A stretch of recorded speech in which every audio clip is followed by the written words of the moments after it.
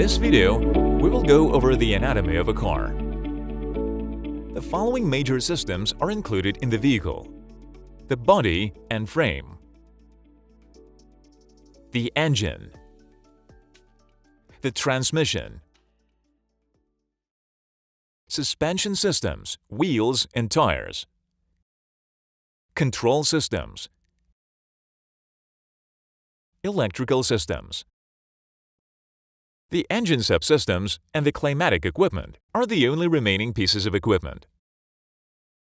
Let's take a look at the car's major components and assemblies. It may appear complicated now, but we're gonna explore each system in greater detail. So, let's look at car assemblies.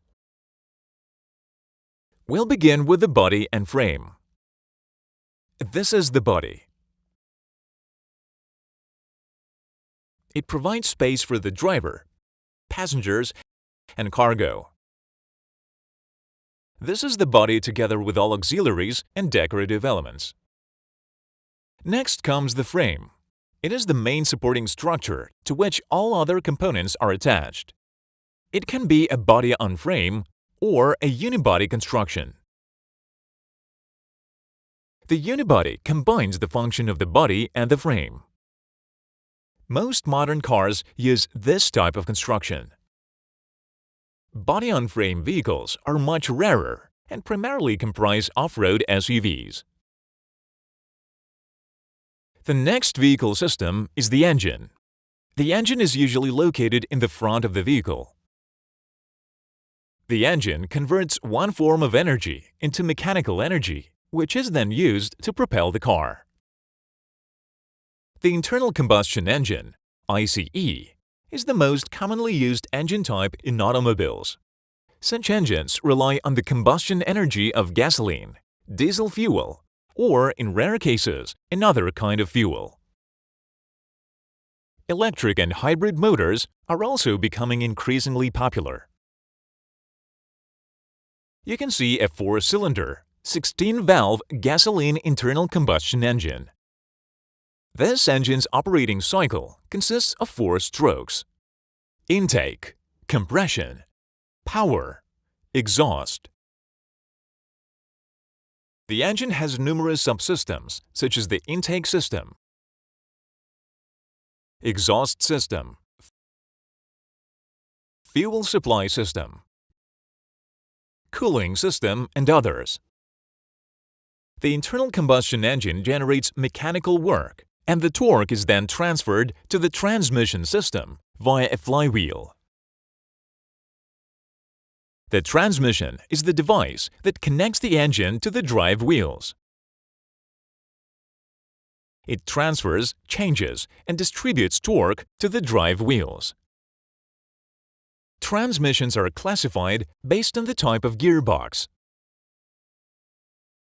The manual gearbox requires the driver to select and change gears by using a gear shift lever and a clutch pedal.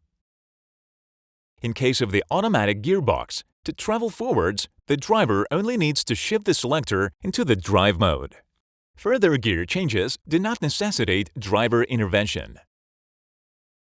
The type of wheel drive is another significant distinction between transmission systems.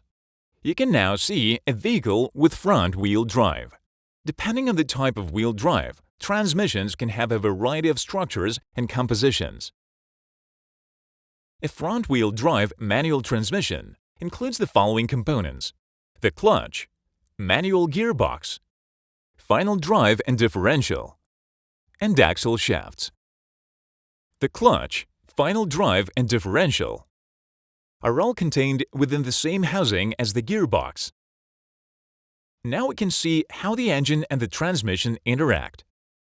The combination of the engine and the transmission system is called the powertrain. Rear-wheel drive is another type of wheel drive. Such transmission also include a propeller shaft. The final drive and differential are located on the drive axle, outside the gearbox housing. And this is an all-wheel drive transmission. In this case, torque is supplied to both axles, full-time, or on demand. Its components also include a transfer case, which can be installed in the same housing as the gearbox. The differential, final drive, and propeller shaft are duplicated on the driving axles. Let's return to the front-wheel drive transmission and move on to the next systems. The suspension system, wheels, and tires help a vehicle move along a road and receive and absorb the impact from various bumps, making driving safer and more comfortable. First, let's take a quick look at the wheels and tires. Wheels can be made from a variety of materials and in a variety of styles. They are surrounded by tires, creating an air-filled chamber. Sometimes, tires are also equipped with an inner tube. Let's go back to the suspension system. The suspension includes the wheel hub. This is a wheel hub mounted on a steering knuckle. The spring, a coil spring in our case. Shock absorbers.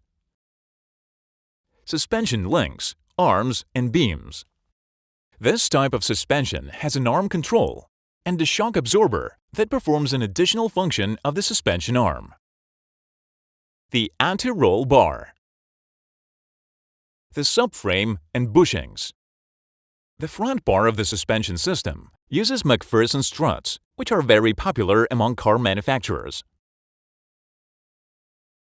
On the rear axle, we can see a semi-independent suspension with a torsion bar.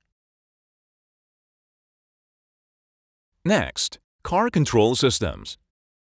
They include the steering system, the braking system. In this section, it would also be appropriate to review engine and transmission controls.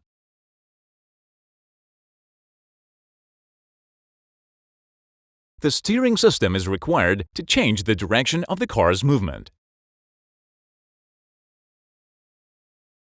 The braking system is required to slow down and stop the car, as well as to keep it in place. Engine control is used to alter the engine torque. This is an obsolete model with a mechanical throttle valve.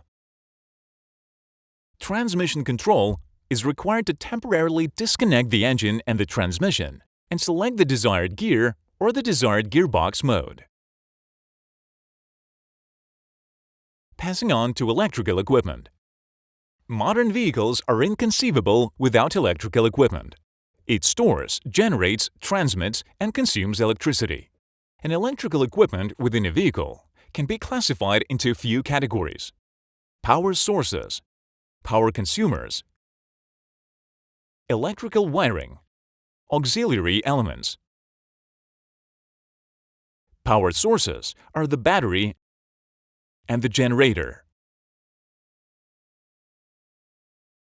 Power consumers include various appliances that require electricity to operate, such as headlights, the starter motor, the engine control unit, and others. Electrical wiring connects various components of the electrical system.